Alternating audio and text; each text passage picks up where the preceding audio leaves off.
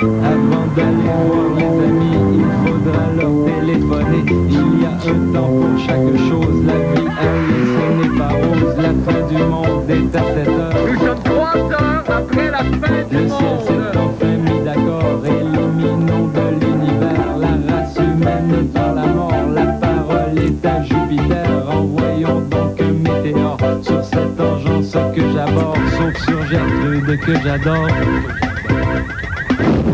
Mercredi 3 novembre 1999, le ministre canadien des Finances, M. Paul Martin, accumulera un surplus de 93 milliards d'ici 5 ans. Que devrait-il faire avec tout cet argent? Un seul mot, liposuction, liposuction, liposuction.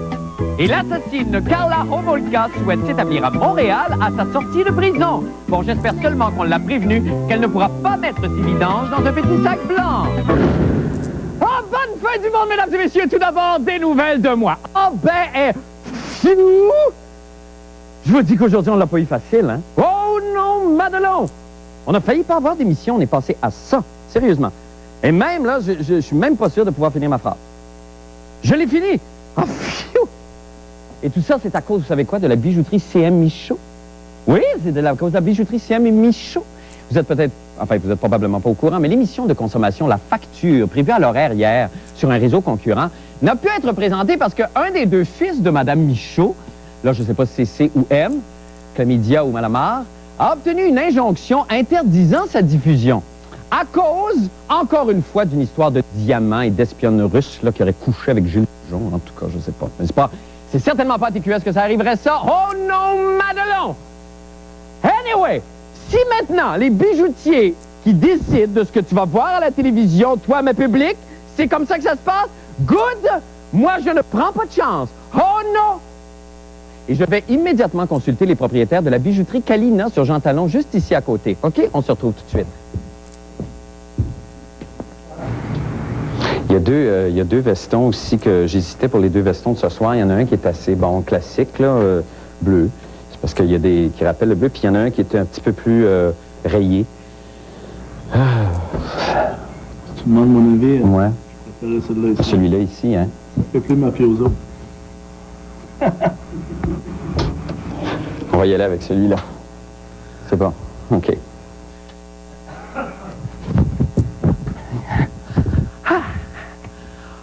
Boy, hein? Ça procède. Eh bien voilà, je rappelle que le contenu de cette émission a été approuvé à 100% par... La bijouterie Kalina, rue Jean Talon. Oh, c'est tellement bon ce jingle-là! Oh, ça me donne envie de danser! Allez, dansons! Ah, mais là... C'est bête, j'y pense, là. Mon bijoutier serait-il d'accord avec le fait que je danse comme ça? Je vais y retourner. Ne vous inquiétez pas, je n'aurai pas froid. En chemin, je vais mettre ma casquette et mon chandail par-dessus mon veston et mon micro. Vous allez voir que du feu. Je reviens tout de suite. Là, ce soir, on avait pensé peut-être faire un extrait de danse. Une nouvelle danse qui est vraiment plus comme ça. Ça va pour vous? Ça va très bien. OK. Bon, il l'a aimé, ça. Good. Bonne chose de régler. Oh, mon Dieu, comment ferais-je si le contenu de cette émission n'était pas approuvé à 100% par... La bijouterie Kalina, rue Jean Talon. OK! Bon, passons aux choses sérieuses maintenant. Le prix des cigarettes va augmenter de 1,20 $ la cartouche, hein? Et là, savez-vous ce que ça va faire, ça? Bien, ça va faire que plus de gens vont essayer d'arrêter de fumer avec des patchs. Mais là, la crosse là-dedans, c'est que quand tu enlèves la patch, là, ça t'arrache toute la peau, les viscères. C'est épouvantable. Alors aujourd'hui, en pensant à ça, j'ai pris ma guitare et j'ai composé probablement, bon, je dis bien probablement, une des plus belles chansons de la francophonie que j'ai intitulée « Sticker de poêle ». Mais j'y pense encore. Cette chanson n'a pas été approuvée par la bijouterie CM Michaud ou n'importe quel autre bijoutier sur Jean Talon, d'ailleurs. Ça sera pas long. Sticker de poêle, sticker de poêle, sticker de poêle. Sticker de poêle, sticker de poêle, sticker de poêle. Aimez-vous mieux celle-là? Enfin, j'ai quelque chose de plus triste. C'était que le poil. C'était que le poil. C'était que le poil. Je vais y aller avec la c'était que le poil. C'est réglé. On va faire... Ah, j'aime ça quand ça se règle vite, puis bien, puis simplement de même. Je n'aurai malheureusement pas le temps d'interpréter ma merveilleuse chanson, on me dit, là, mais si je le fais éventuellement dans une autre émission, eh bien, je saurai qu'elle aurait été approuvée à 100% par... La bijouterie Kalina, rue Jean Talon. Maintenant, pour les nouvelles de la fin du monde. Ah, je suis tellement de bonne humeur aujourd'hui, sérieusement. Je suis de belle humeur. Et pourquoi? Ah, parce que durant les dernières 30 secondes de l'émission, je vais parler avec un chien. Oh non! Non, c'est parce que je vais être millionnaire! Comment ça? Parce que le ministre Paul Martin va me laisser 15 cents. 15 cents de plus sur ma paye que je ne donnerai pas à l'assurance emploi. 15 cents. Et là, je me mets à rêver. À moi, les yachts, les pépés, les rivières de diamants de chez Kalina, les frigos full et le papier de toilette en hermine. Non seulement je serai riche, mais mon pays aussi, puisque le ministre des Finances, M. Paul Martin, prévoit un surplus de 93 milliards de dollars d'ici 5 ans. Que faire avec toute cette manne? Jean-René Dufort a dépensé pour nous. On écoute. Quoi faire avec le surplus de 93 milliards de dollars annoncé au budget par Paul Martin? La fin du monde propose une solution unique et nouvelle. Pour une fois, devenons un big en tant que pays et achetons-nous des missiles. Les réductions d'impôts, c'est pour les tapettes. Les surplus budgétaires de Paul Martin nous donnent l'occasion unique de devenir une puissance militaire redoutable. Ne la laissons pas passer. Lundi dernier, le secrétaire général de l'OTAN était de passage à Ottawa, si je ne me trompe pas, et a demandé au gouvernement canadien de commencer à explorer cette possibilité-là. Même chose, l'ambassadeur américain à Ottawa, il y a quelques semaines, faisait la même demande au gouvernement canadien, c'est-à-dire l'incitait à explorer cette possibilité-là. Imaginez, avec 93 milliards, on pourrait acheter 2657 F-18 alors que présentement, on n'en a rien que 132. On pourrait acheter 47 sous-marins nucléaires d'attaque ou 143 frégates lance-missiles alors qu'on n'en a rien que 12. Avec ça, on imposerait le respect canadien sur toute la planète. Ça ne changerait pas grand-chose dans la mesure où même si on mettait tout cet argent-là au ministère de la Défense, le Canada aurait quand même un budget qui serait l'équivalent du tiers de ce que les Américains mettent par année dans leur budget de la défense à eux. Les Américains dépensent 270 milliards par année au seul chapitre de la défense, alors que le Canada en dépense 9 milliards canadiens. C'est un rapport de 40 contre 1, donc ça ne changerait pas grand-chose. Qui c'est qui nous baverait si on achetait 19 porte-avions alors que les États-Unis en ont rien que 12? Et imaginez qui résisterait au canon de nos 1860 nouveaux hélicoptères d'attaque Apache dans les conflits de pêche. On regarde des États comme la France, comme l'Angleterre, qui dépensent peut-être 4 ou 5 fois le budget canadien. Ils ont un certain poids sur la scène internationale, mais c'est beaucoup plus dû à des questions peut-être économiques, commerciales que militaires. La puissance militaire de l'Angleterre ou de la France ne leur sert que de façon occasionnelle. C'est pas là-dessus qu'ils tablent, surtout au niveau diplomatique. Jamais je croirais qu'acheter 2325 chars d'assaut Abraham, ça pourrait nuire. Et le Canada n'a jamais dans son histoire été capable de surveiller seul adéquatement son territoire. Avec 93 milliards, probablement qu'on pourrait très certainement améliorer la situation, mais ça demeurait toujours quand même problématique. Et encore, on parle de surveiller le territoire canadien, on parle même pas de projeter la force à l'extérieur du continent nord-américain.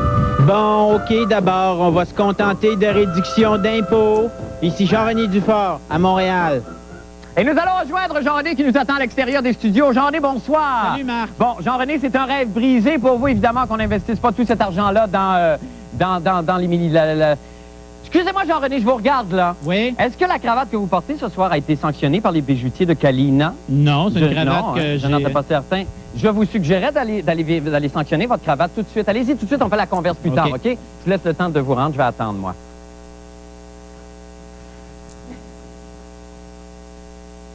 Jean-René doit être rendu. Voyons le verdict. Oui, bonjour. Salut. C'est parce que moi, j'avais choisi cette cravate-là aujourd'hui, mais on a des doutes finalement. J'ai apporté un autre choix ici. Laquelle qui serait le mieux pour mon live? Moi, j'en ai, là... Non, celle-là, je la trouve... Celle-là? C'est toi, ça. OK. Je porte celle-là ce soir? OK. Merci beaucoup. C'est beau.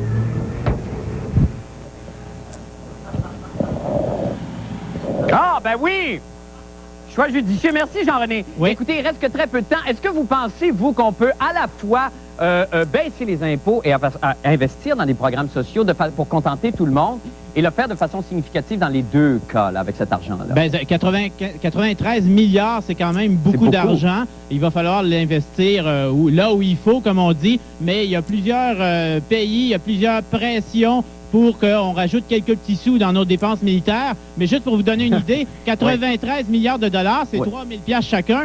On peut partir en République dominicaine cet hiver, s'il veut. C'est une autre suggestion. Ah, loufoque, Jean-René. C'est tout le temps qu'on a. Oui. Merci beaucoup, c'est très beau comme ça. De rien, Merci. Nous allons faire une petite pause et nous revenons avec la fin du monde en bref. Restez avec nous, je vous en prie.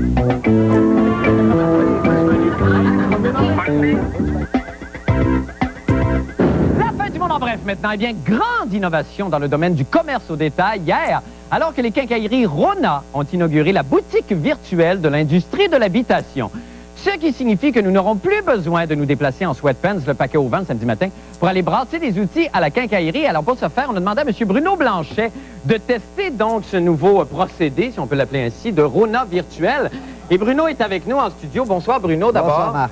Alors, Bruno, écoutez, vous avez testé ça aujourd'hui. Oui. Dans des conditions relativement normales. Oui, plutôt confortable. Et comment ça s'est passé? On attend vos commentaires. Ça s'est passé très bien et je pense que je peux même le partager avec vous parce que je suis directement relié à la console. Je sais pas si on peut voir les fils. On voit le fil. Et puis, avec l'aide de ces gants-là et du masque, tu vas voir, je le mets en marche et voilà. Et c'est comme si j'étais dans un Rona. Là, ce qu'on voit, je pense, c'est ce qu'il y a dans mes lunettes. Ah, c'est magnifique. Et oui, c'est... La respiration qu'on entend, c'est en fait le personnage qu'on adopte quand on entre dans ce jeu-là. Je vais t'amener dans une section que j'aime beaucoup, la section des vis. OK, tu vois, regarde, il y a plein de vis et on peut leur toucher. On peut leur toucher. Et vraiment, avec le gant, là, c'est comme si on les touchait pour vrai. C'est vraiment extraordinaire. On peut s'amuser comme ça.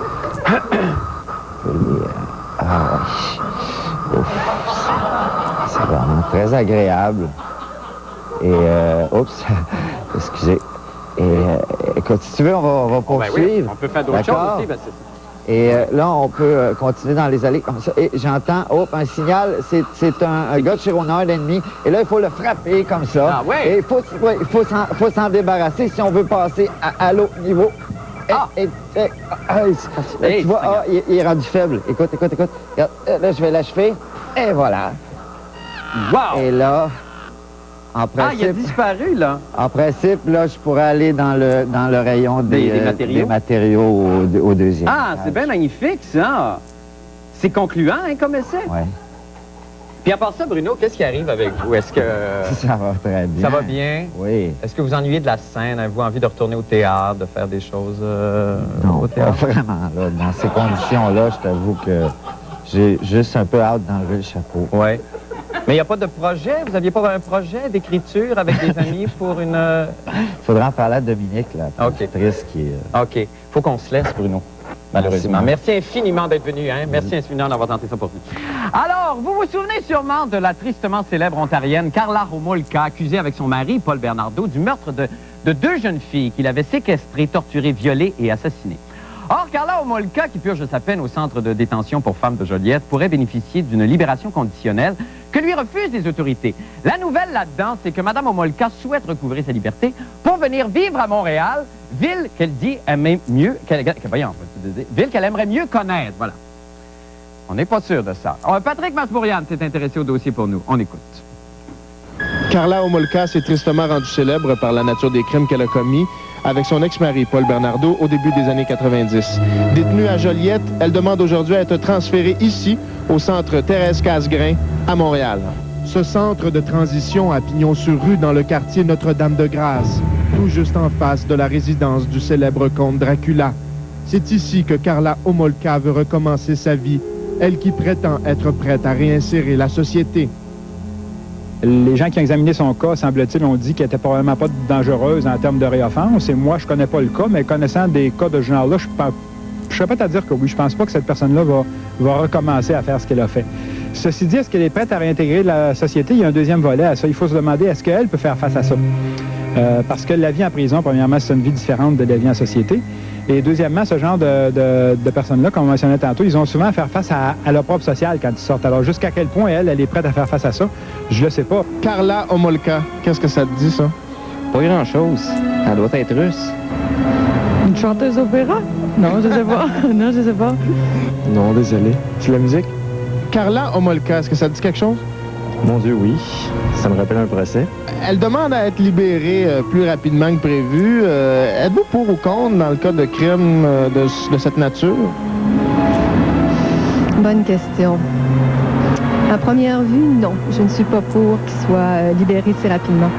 Pourquoi? Ah, la nature du crime? Il faut penser que le but du système, bon, c'est sûr qu'il y a une partie punitive à ça, mais il y a une grosse partie de protection de la société et réinsertion sociale. Et la philosophie canadienne, en autant que je suis bien informé avec ce genre de cas-là, et en fait avec tous les criminels, c'est de dire essayons de les réinsérer pour qu'ils deviennent des citoyens productifs, utiles, payeurs de taxes, etc., etc. Ils ont tué quelqu'un, fait que je pense qu'il devrait être emprisonné à vie. C'est monstrueux, les crimes qu'elle a commis, puis même si elle était sous l'influence de l'alcool ou de la drogue, c'est pas une excuse. C'est tellement inhumain comme traitement. Je vois pas pourquoi on leur donnerait plus de chance à eux qu'à d'autres. Les gens critiquent beaucoup le système de libération conditionnelle, puis je pense à tort souvent, parce que c'est ça qu'on voit dans les journaux, les cas qui ont... Il y a des ratés dans le système. Donc, on voit les ratés, mais on voit pas les 80% ou les 85% à qui c'est extrêmement profitable de se réintégrer graduellement sous surveillance dans la société et finalement de ne pas récidiver. Et on est de retour en studio avec Patrick. Bonsoir, Patrick. Avez-vous compris cette brève main qu'on a aperçue? Oui. Mais la réticence sociale? Ben c'est ça. Et là, est-ce que ça risque de changer si elle purgeait totalement sa peine? Est-ce que les gens... ça doit pas être évident pour les gens d'accepter comme ça la réhabilitation qui est là? Je pense que peine complète ou... voyez-vous, je pense que c'est clair ce que les gens réclament. Il y en a même qui demandaient la peine de mort. Je veux dire, c'est l'emprisonnement à vie. Là. Mais là, faut faire en fait, on a tué quelqu'un, on paye de sa vie d'une certaine façon en étant derrière les barreaux à vie.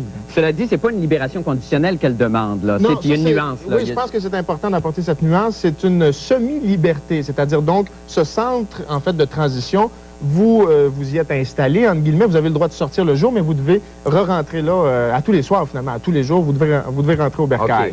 Donc, alors qu'une libération conditionnelle, vous êtes en liberté, sous certaines conditions, dans son cas, possiblement ne pas être en contact avec des adolescents, ne pas revoir ses anciens amis, bon, etc., etc. Et puis là, très rapidement, on ne sait pas qu'est-ce qui va devenir de ça. Ça a été refusé une première fois, et là, elle poursuit le gouvernement. Donc, c'est déjà un peu ridicule. Ben oui, c'est ça. On va suivre ça, Patrick. Merci infiniment. M. Labrèche. Nous allons faire une pause et nous revenons avec les sports. Restez avec nous.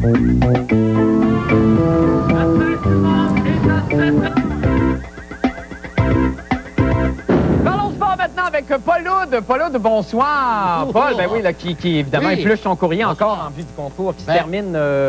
C'est le genre d'enveloppe qu'on a reçu aujourd'hui pour notre concours. Il y en a qui se sont vraiment donné du mal. Je remercie tous ceux et toutes celles qui ont participé à notre concours Week-end de rêve à Ottawa. Proclamation des gagnants demain soir, puisque le concours se termine à minuit ce soir. Donc, il reste à peine 1h30. Oubliez ça, là. Et merci à tous ceux et celles qui ont participé. C'est trop tard, là. C'est pas nécessaire de nous montrer ça. D'accord. Bon, parfait. Alors, le match du Canadien vient de se terminer. On peut rien conclure de ce match-là. Non, faut pas. Ça fait avancer des choses et on risquerait de dire, est-ce qu'il faut garder Théodore, donner une autre chance à Théodore? On peut pas rien conclure de ce match-là. Il y a eu des bons moments de part et d'autres. Il y a eu des efforts, en tout cas. Oui. Et je voulais vous amener sur cette histoire que nous a raconté Ronald King dans la presse de ce matin, très drôle d'ailleurs, sur un gardien de but hongrois qui est devenu la coqueluche des jeunes. Il s'appelle Attila Ambrus. Comme tous les gardiens de but, il est un peu dérangé, j'en sais quelque chose, puisque je suis gardien de but à mes heures.